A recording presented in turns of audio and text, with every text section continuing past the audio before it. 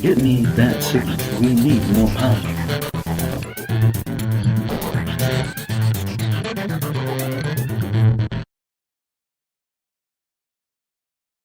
Welcome to the Voice of E, entertainment for the everyday geek. I am your host, Elliott Miller. This week we're going to take a look at the top 10 comics from April, as released by Diamond Comic Distributors.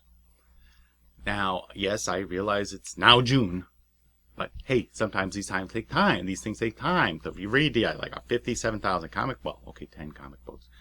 Anyway, for April, soon we'll have May's numbers. Well, it's going to take like 2 weeks. Coming in at number 10 is Guardians of the Galaxy number 2. While London deals with the brutal Badoon invasion, the fate of the Guardians of the Galaxy may have been decided many millions of miles away. I wasn't impressed with issue 1, so I didn't bother with issue 2. Let me know if it was any better. Sorry. Next at number 9 is Batman and Red Robin, number 19. Yes, it's Red Robin. Red Robin. Yum. I can't help but want to do the jingle. It isn't very yummy for Tim Drake, though, as he only shows up in part of the book. Batman is still dealing with the death of his son, or not dealing with it, as the case may be. There are special guests, and it's another one-shot story. Quite a good story, too.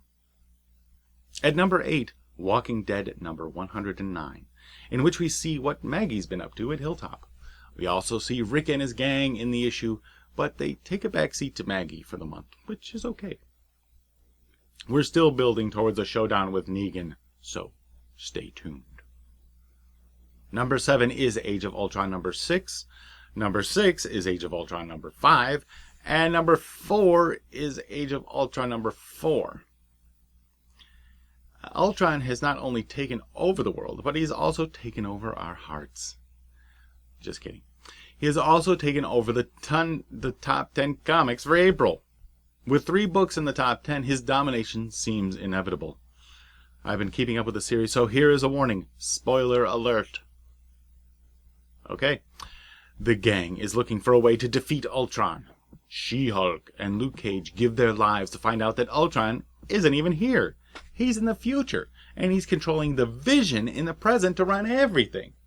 They also think that he's not killing everyone instantly because he's acquired a taste for causing pain and suffering.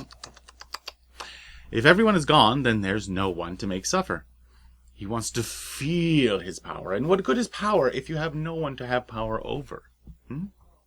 They all head to the Savage Lands, where Kazar and Nick Fury are waiting for them. They develop a plan for a group of them to go into the future and take out Ultron once and for all.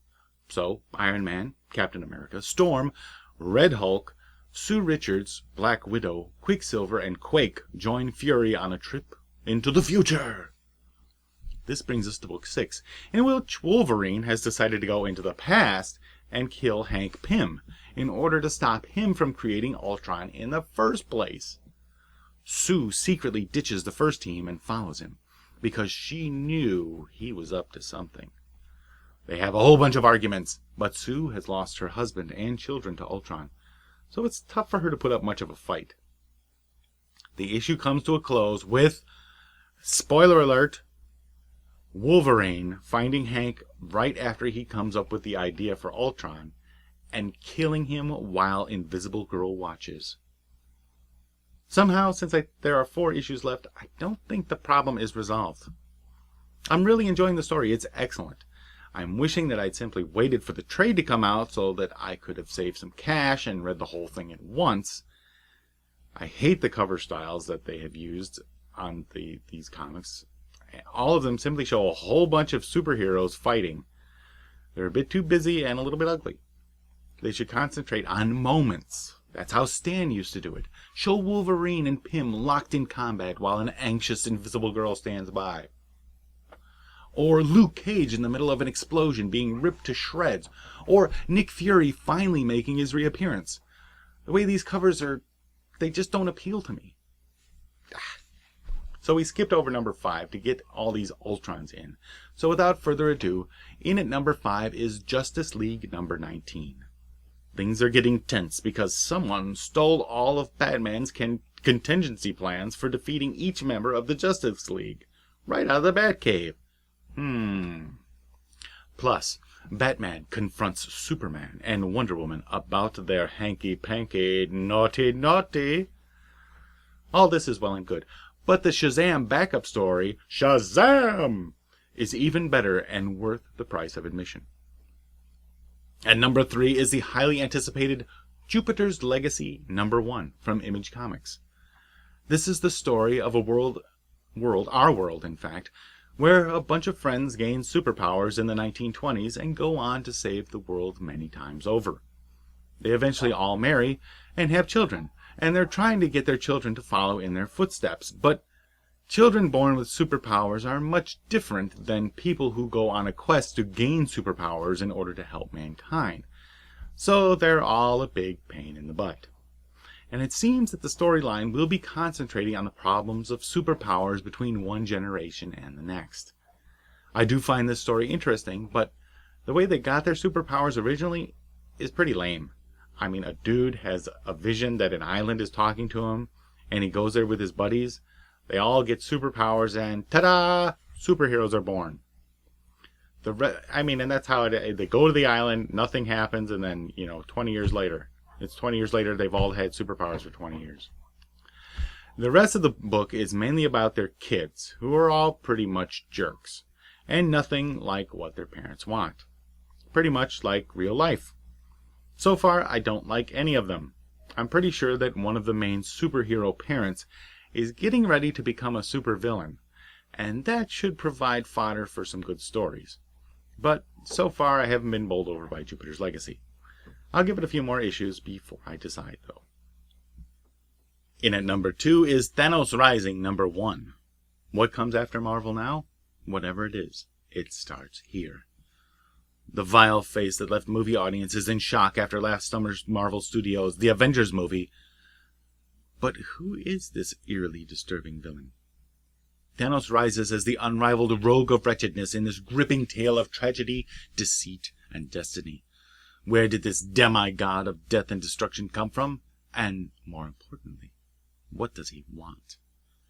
The answers come from the incredible creative team of Jason Aaron and Simone Bianchi, as they take you on a journey that will not only change the course of one boy's life, but will soon change the very nature of the Marvel Universe.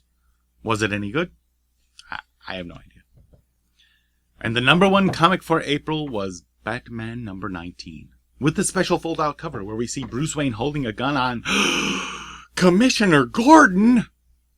This is actually a really good issue with the return of Clayface, but he's a new and improved Clayface with the ability to mimic a person completely, right down to their DNA. So who's to say he isn't Commissioner Bruce? He isn't Bruce Wayne. Anyway, Bruce is attacked as Bruce and apparently subdued because Clayface goes on a crime spree as Bruce Wayne. We'll have to wait to find out the results, though, because, it wasn't just a one-issue story.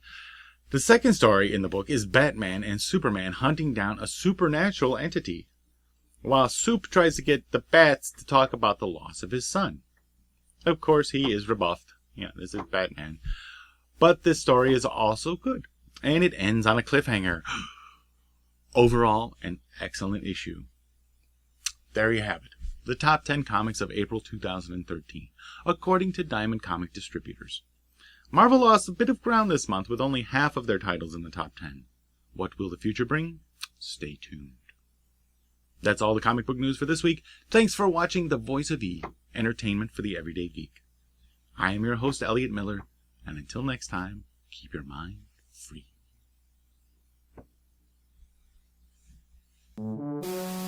Get me that signal. We need more power.